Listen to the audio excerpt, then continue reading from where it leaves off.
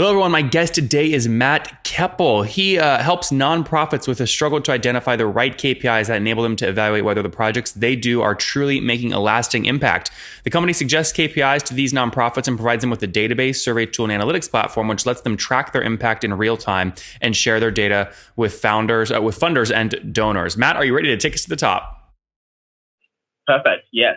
All right. So first off, the company today, is it a SaaS company serving these nonprofits, or do you have a different business model? Yeah, it's SaaS. We felt that was going to be the best for what we're doing. We are providing software. Charities, nonprofits pay a monthly fee to use the platform. Okay. And help me understand kind of size you're working with here. So typical kind of charity nonprofit is paying you about how much per month? It really varies. So like what's an average maybe? Say a mean average might be £100 a month. Okay. But it goes everything from say £10 a month up to £1,500 a month. And what do they get? So if they pay less or if they pay more, what more do they get?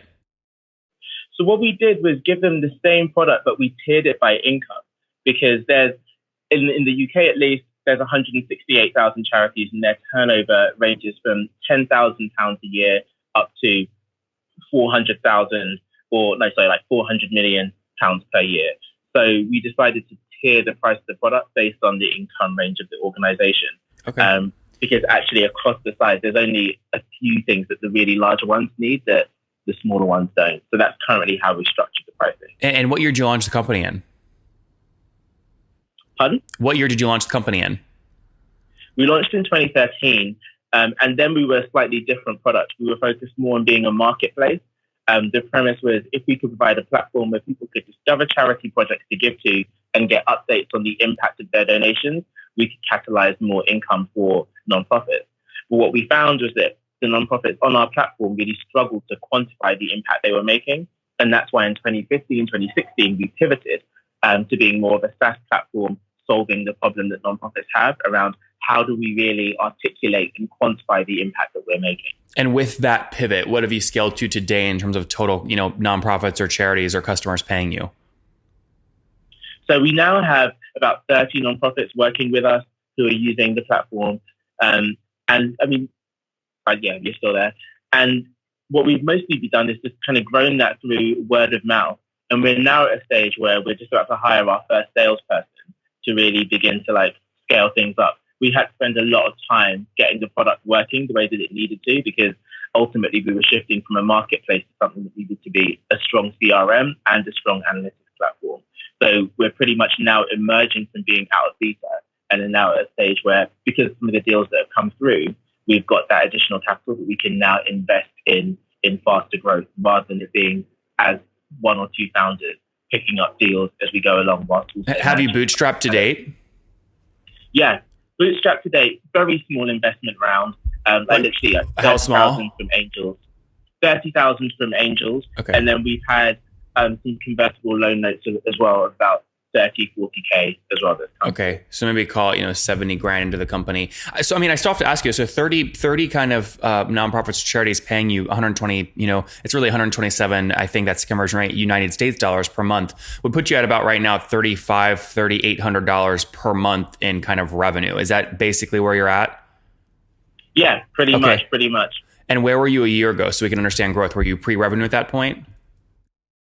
No, a year ago, we were probably about half that, because we still had quite a few pilots on the go. We had some organizations that were using the platform, but very much on, say, a free basis or just for 3 months at a time while they were evaluating whether to use it. So, yeah, we have seen some growth there, but I'm much more excited about, I guess, what comes next, because even over the last year, we haven't really done that much more on the customer acquisition. It's, again, been stuff coming through gently.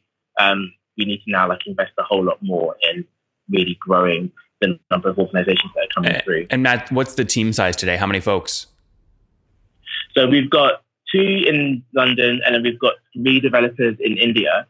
And then we're just about to hire another 3 we're currently hiring 3 more developers in India and looking for another salesperson. Okay. Well, a salesperson to join in London. So Matt, any of my listeners is basically going to do the math, right? They're going to be wondering, okay, this thing was launched in 2013. There's 5 employees. They haven't raised really a ton of capital, only 70 grand, and they're currently doing about 4 grand per month. How on earth is he paying a team of 5 people? I mean, how are you guys surviving?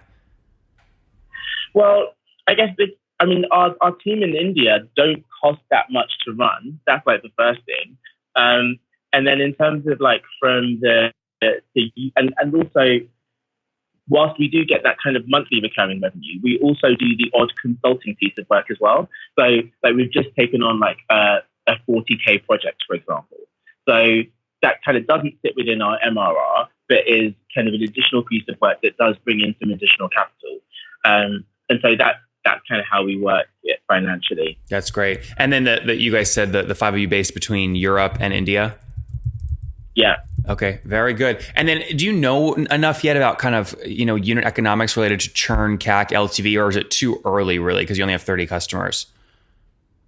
Yeah, it is a bit early to work that out at this stage because also with the customers that we have, probably only 1 or 2 are using Makerble at capacity in terms of they have other projects that they're not yet using the platform on. So in terms of like the lifetime value, we're not even fully there in terms of what their like 1-year value could be. There's a lot of growth potential within all of the clients that we've got. Very good. Well, I hope you come back on in a year. Give us an update. Let us know how it's going. In the meantime, though, let's wrap up with the famous 5. Number 1, what's your favorite business book? Has to be the Lean Startup, probably.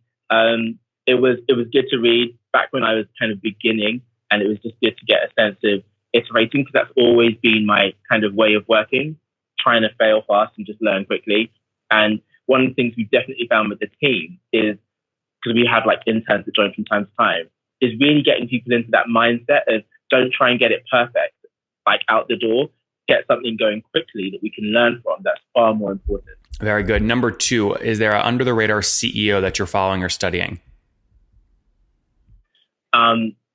Good question. I mean, one of my good friends, yes, would come under that. A guy called James Eder, founder of Student Beans. It's like a UK company and basically provides discounts to students at university.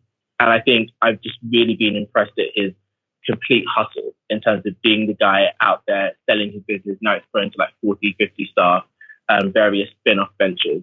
And yeah, I often look to him for inspiration. Number 3, what's your favorite online tool for building your business?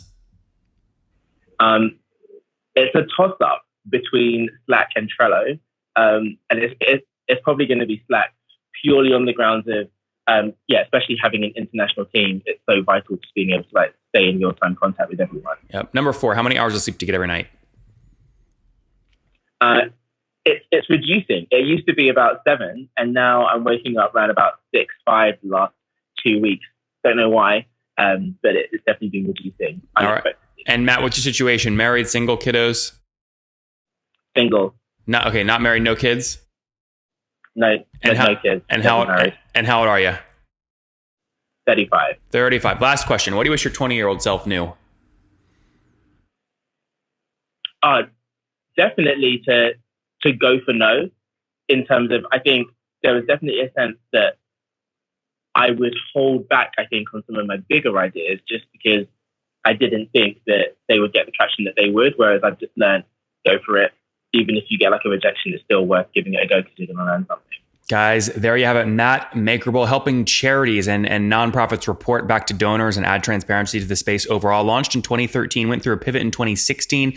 Now doing again, those 30 customers paying about $127 per month, so about $4 grand per month in revenue. That's up from $1,500 per month about a year ago. So again, now doubling down and really focused on growth. Now that he feels like he's got a better product market fit with a team of 5 people in Europe and India. Matt, thanks for taking us to the top.